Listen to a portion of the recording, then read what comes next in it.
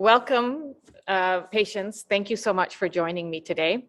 So can you tell our listeners a little bit about yourself? All right, I'm Patience Natukunda and making 28 this year in June. I feel so old, but I'm and 52. You're not old. yeah, it feels like so. But I joined this program. I think that was your second round of training in 2019, and I've carried on with online programs that you offer, and here we are. So you joined us in 2019 in the Cameras for Girls program. And what was the reason for you joining the program? Well, it's an opportunity. I'm studying journalism. I'm a journalist right now, so having anything more that contributes to what I know in journalism is a big deal. So it was more like, what can I do about my skills and how can I enhance them? So that was my reason for joining, and I've not regretted. That's fantastic. So you're a journalist at Chimp Reports, and you also run your own blog called Patie Polly. So what made you? Yes, I am.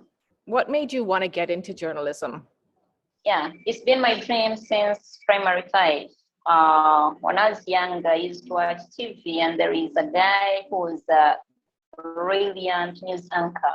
So I think I wanted to be like him, but in wanting to be like him, I discovered that I like to speak out and bring out issues that not everyone gets to bring out, if that makes sense. Yeah, so in trying to admire and admiring someone and trying to be like them, I discovered my own passion about writing and bringing out stories, seeking for those who can speak for themselves sometimes. So it's a passion and a dream, and it was,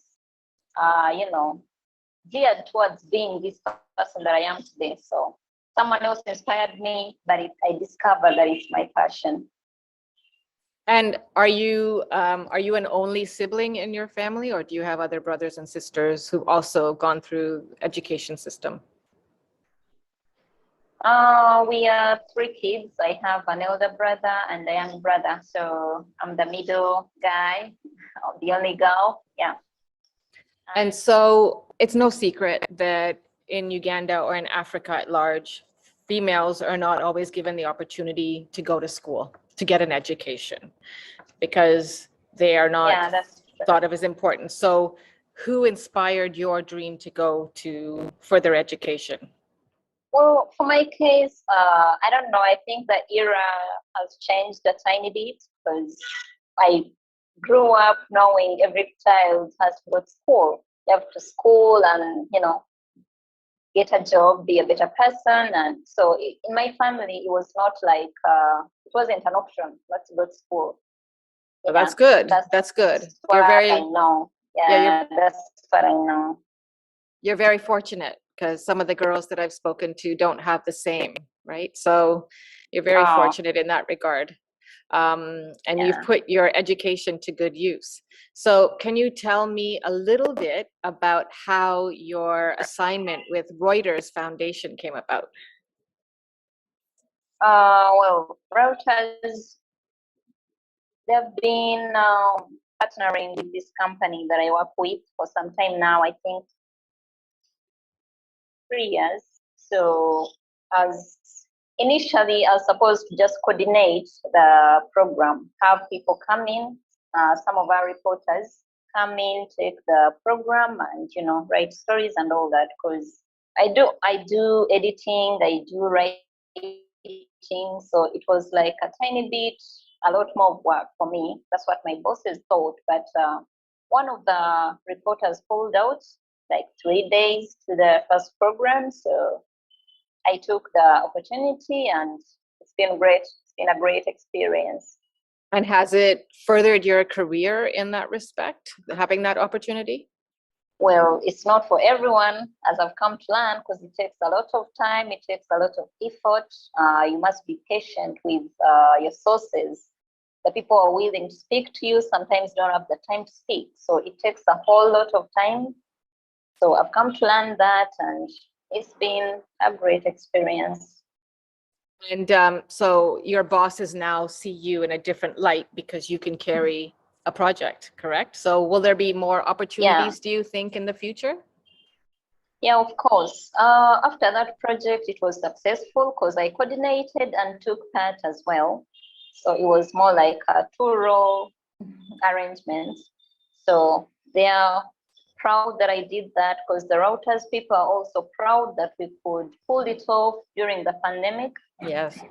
Yeah, it was a bit hard for our reporters. They are doing this normal work at office and then they have to put in extra time for that. But I was there for them, and having to coordinate something, make sure everyone is on board, make sure everyone is getting what they need to get and do what they need to do.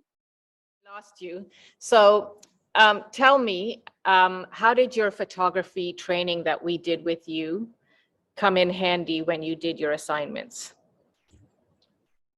I must confess, at first it wasn't something I really thought I would like.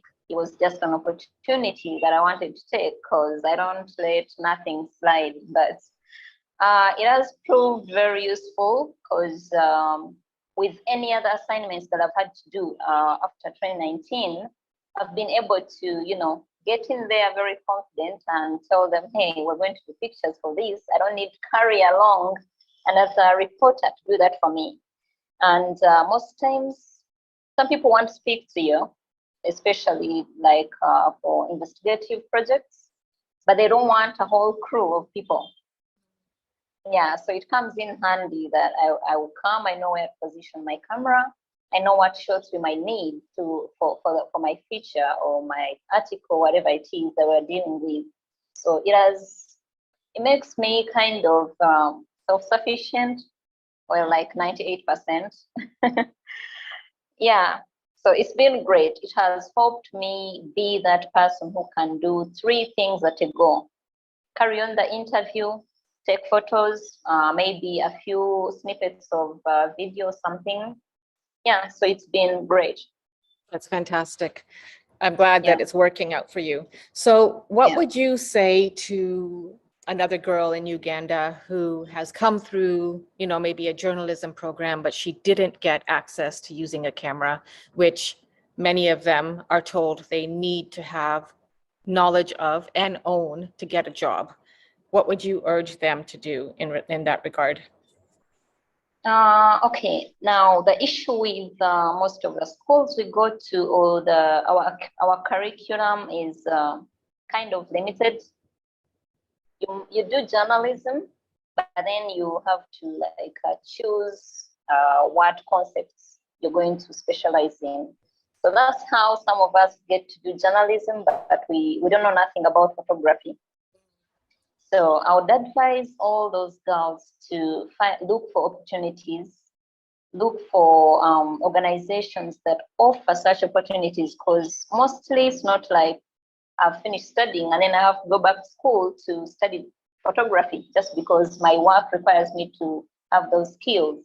So I think the better part or the better option is looking out for either an organization like yours that offers that opportunity to girls, or look out for a person they know, maybe in the same organization or same company, that's good at what they do with photography. So then you can schedule it, if it's maybe 2 hours in their day. Sorry about that. Just schedule something and make sure you learn, because it's not easy to study while you work. And once you've gotten a job here, you want to secure it. You want to give it your time. So I would suggest that they look out for a person they know has done photography and is good at it, so they get the basics of it. They might not get the whole package, but it's better you know something.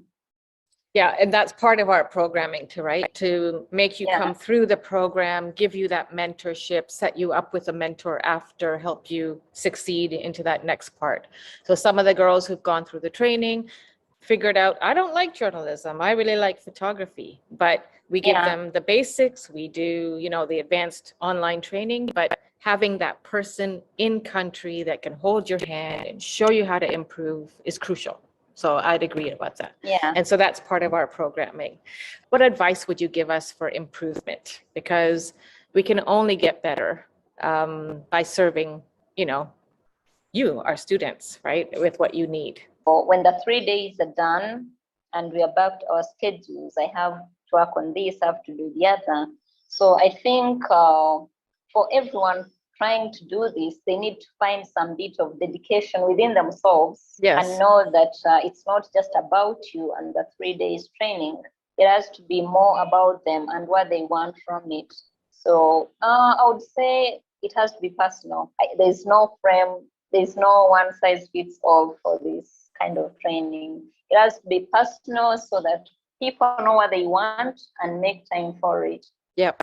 And so you've now seen that we built this online portal, especially after COVID happened and I couldn't get back there. I didn't want to let all the thing that we, did go to waste. So we built this online portal. I think that you now have access.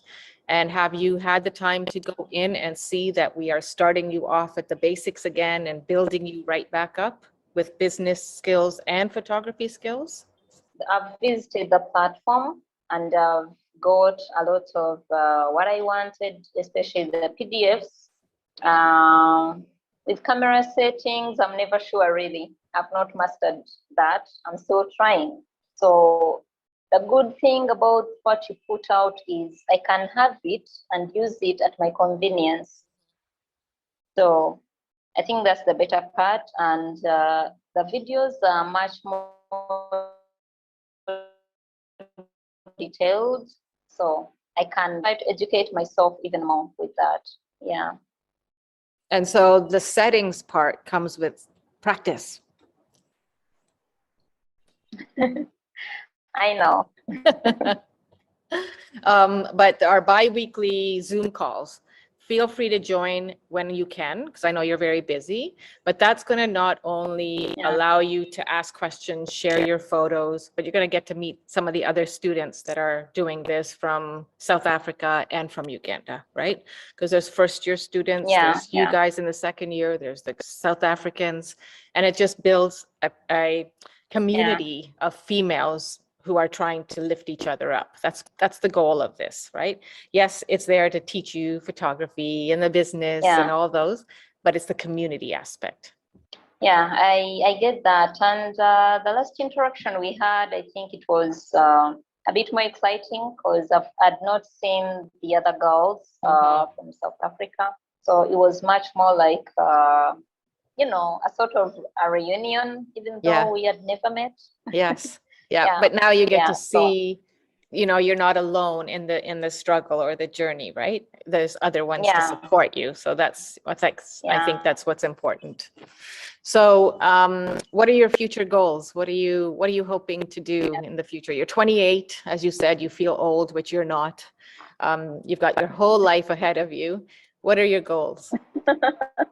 Okay, I want to be self-employed in the near future. I want to have the ability to set my own schedules with what I do.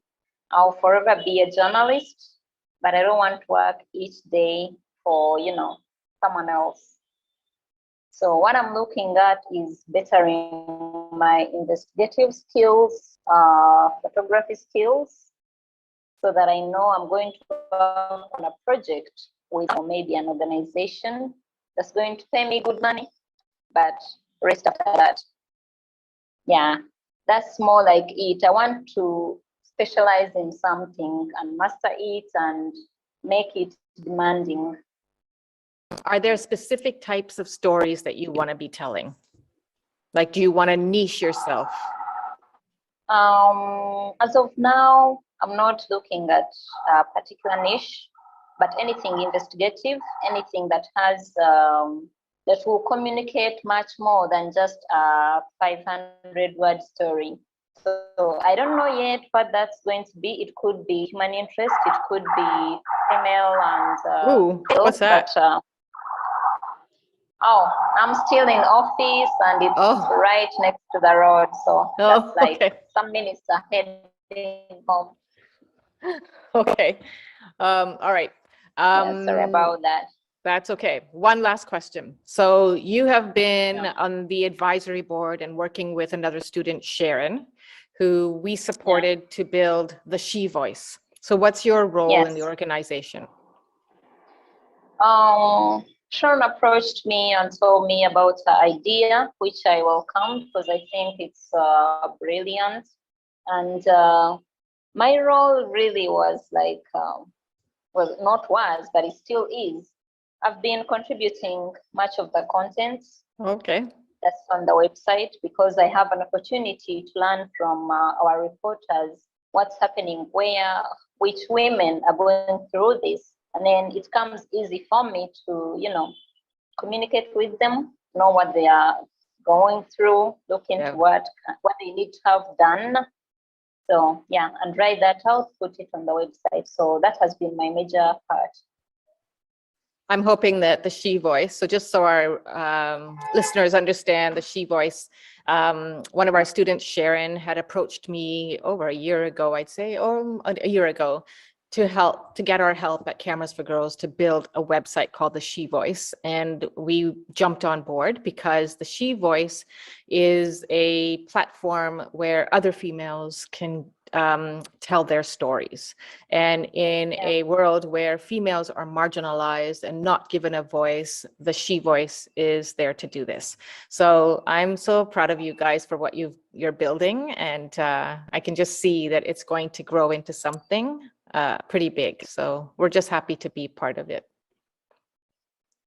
And we're happy that you're supporting our cause. I mean, we don't know where it's taking us in a few years, as we are just individuals trying to figure it out alongside other responsibilities that we have. But you've been supportive and you've encouraged us. So that's not something you find every day, because that wasn't your calling to jump to our business.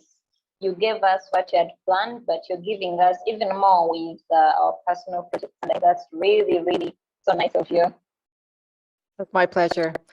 So thank you for your time. And I look forward to watching your journey, and you're going to keep going. Put the time in is all I say to you guys. Put the time in, whether it's working on the She Voice, whether it's working on your photography, whether it's working on your journalism, and you'll reach your goals. You will. I'm optimistic. I'm going to get there. Yes, you will. Yeah, and thank you for guiding us each day, even with our personal lives. I know that's not something that everyone does, but apart from what you give us through the photography training, you're giving us even much more about our lives and what we can do with the skills we have. So thank you so much for giving us such an opportunity. Thank you for the opportunity. All right. We'll talk later. All right. Bye-bye. All right.